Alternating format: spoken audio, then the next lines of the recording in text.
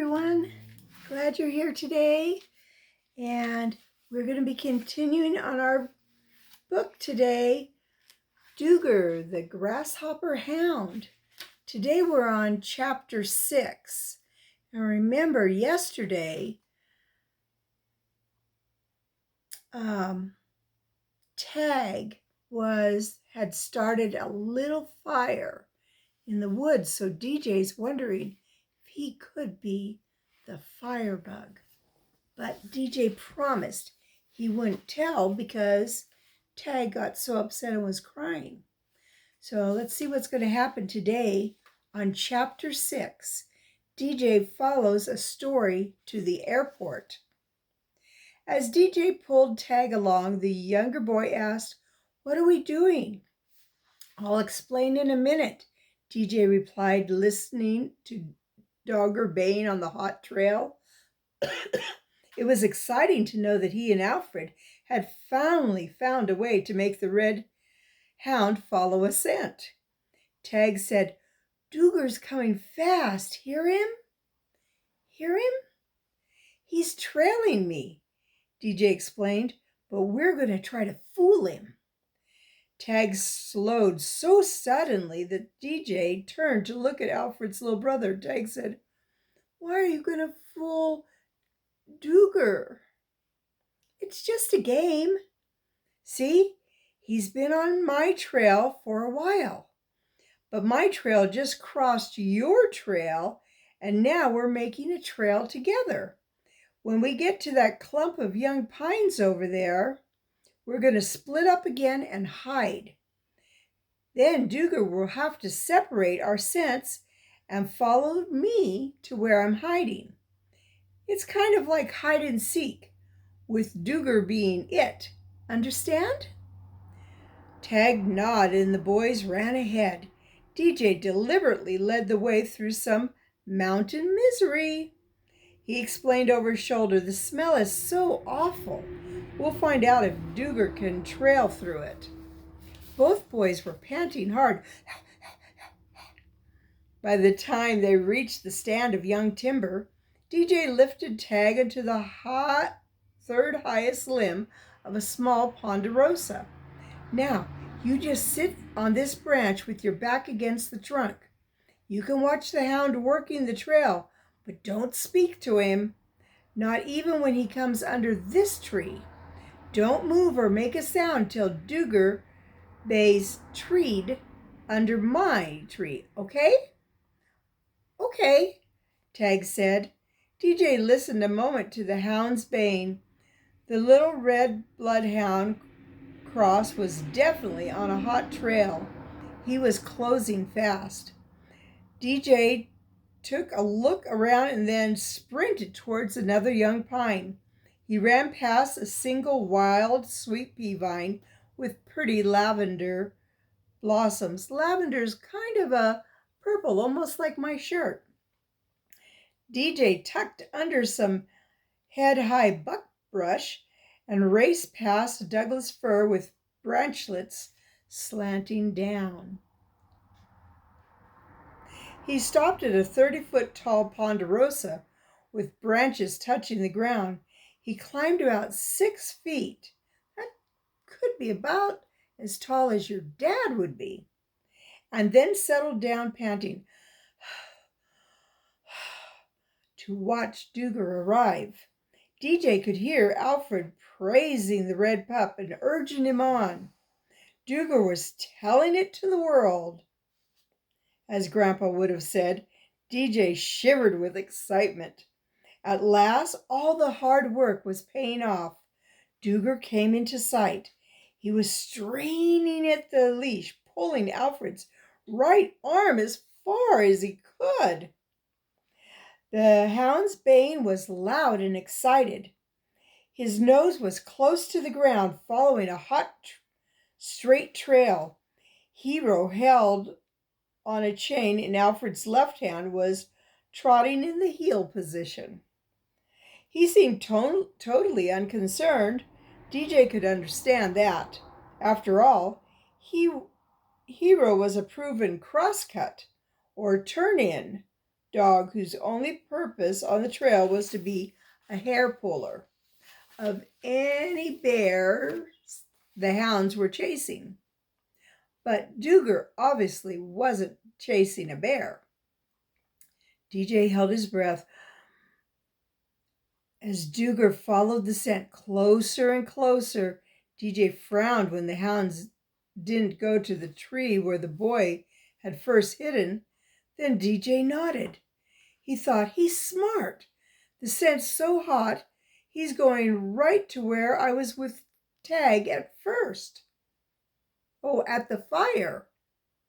For a moment, DJ's mind leapt back to that. Tag wouldn't have deliberately been setting fires in the forest, but he could play with matches. Yet, how did he know how to start a fire like DJ had seen a few minutes ago, with carefully arranged pine needles next to the explosive mountain misery? It was a scary thought. DJ heard Alfred's voice. "Attaboy, Dooger! Go find DJ!" The hound's nose led him to the area where DJ had put out the little fire. Alfred stooped quickly and checked the spot. DJ knew his friend was surprised to see evidence of a fire. He was making sure it was dead out. Satisfied, Alfred stood up and followed the hound.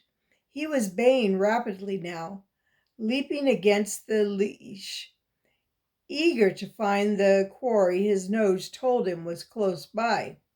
The hound followed the trail DJ and Tag had taken away from the fire. In a minute, Dooger was under the ponderosa where Tag was hidden. DJ waited, watching for the hound to separate the trails and turn towards his tree. But suddenly, Dooger plunged under Tag's ponderosa and leaped up, planting both front paws on the trunk. DJ heard the hound bay, "Treed." No, DJ said softly. "Don't bay, Tag. The scent should lead you to the first tree where I was hiding, then to the fire where you are now, and finally to me. You just can't seem to get it right." DJ waited a minute longer to see if Dooger was going to continue, but he obviously wasn't. Alfred helped his little brother down from the tree. DJ could hear Alfred asking Tag what he'd been doing up there. The little boy said something DJ couldn't hear, but he could see Tag drop to his knees and hug the little red hound. Dooger nearly twisted himself in a knot with happiness. As DJ walked up, Alfred handed back the handkerchief DJ had left behind at the start of the trail. Alfred demanded, "What's going on?" DJ shook his head. Maybe Nels was right, and all this dog is good for is trailing grasshoppers. But for a minute back there, I thought he was really making progress. DJ explained what he had done, but he didn't say anything about the fire. Alfred brought it up. "You know what I found over there? Signs of a recent fire. I put it out." "You did?" "Yeah, I just came by as it was starting." DJ looked at Tag. He was still hugging the hound, which was licking his face, but the little boy's eyes were pleading with DJ not to say anything. Alfred looked around. "Then that means the firebug was here just a little while ago. And you, Tag, you were right where the fire would have burnt if DJ hadn't come along and put it out. You could have burnt to death. Now, don't you ever follow us again, ever. You'll be lucky if Dad doesn't give you a good spanking." "Don't tell, Alfred," Tag said, jumping up from his knees. "I won't follow you again." "I've got to tell, Tag. You did a bad thing. There are wild animals out here like bears. There are rattlesnakes too, plus that firebug." "What's a firebug, Alfred?" DJ and Alfred exchanged glances. DJ realized the little boy didn't know what he had been doing with the matches. DJ wanted very much to tell Alfred what had happened, but it wouldn't be right to break his word. Alfred said, "Come on, Tag. DJ, I'll explain while we walk back." "Just a minute, Tag." DJ and just a minute, Tag said. He bent and pet Dooger.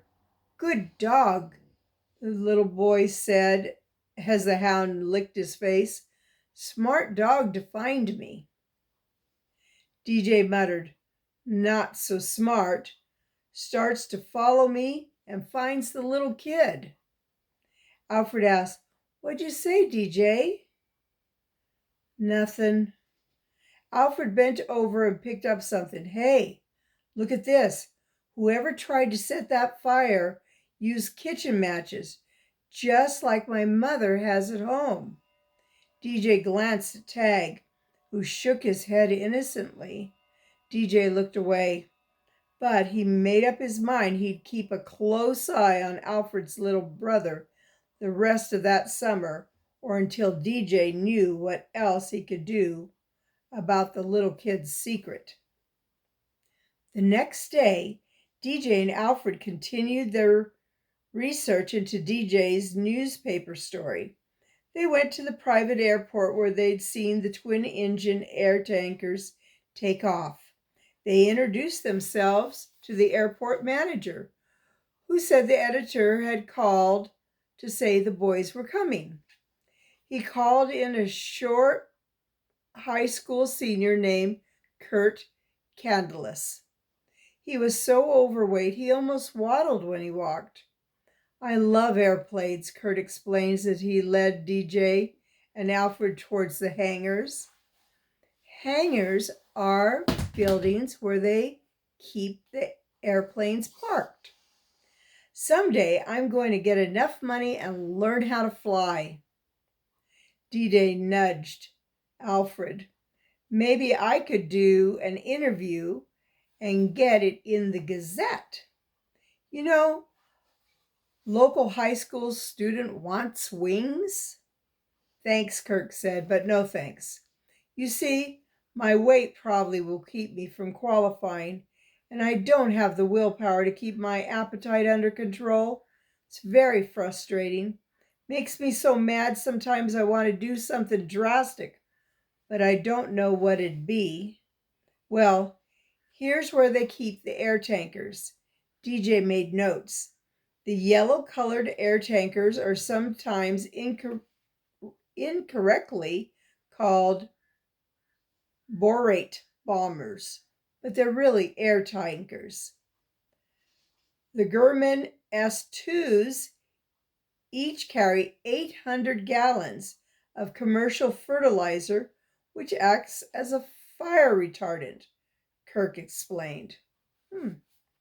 DJ asked, "Is that the pink stuff I see them drop sometimes?" "Yes. It's dyed with iron oxide so the pilots can see where the retardant was dropped."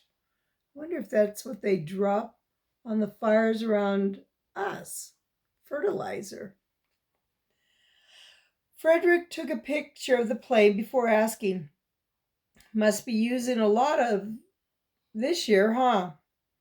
"About 42,000 gallons so far, and that was mostly on fires that only took 2 loads," Kurt explained. "But last year, we were 5th in the 23 units throughout the state. That's in terms of activity. Altogether, the Forestry Service has some 37,020 or so incidents." That's what they call it when they have to respond to a reported fire, an incident. "Come on, I'll introduce you to the manager of the attack base." Attack base? The Stony Ridge Air Attack Base was about the noisiest place DJ had ever seen. The big aircraft included some World War II bombers that were sometimes used on fires. DJ shouted to Alfred and their guide, "I don't see how anybody can work in all this racket." Kurt shouted back, "It'll be quieter in the manager's office." There were two men in the small airport office DJ saw. The tall, thin one with the square jaw was Charlie Cullings. He managed the Stony Ridge Air Attack Base. During a fire, Mr. Cullings explained, he flew above the fire with a man who sat beside him. Bob Horton was a middle-height man with wrinkles and bifocals. He had spent 36 years as a commercial airline pilot for one of the largest airlines before retiring last year. Mr. Collins explained, "We sent out planes from here to fight fires all over California." Alfred reloaded his mother's camera. "How do you fight the fires around here?" Mr. Collins explained, "Bob flies the two-engine Cessna you passed in the apron. On the apron. It's called a Skymaster. I sit beside him and we circle above the fire, checking it out and making the decision about dispatching firefighters and equipment."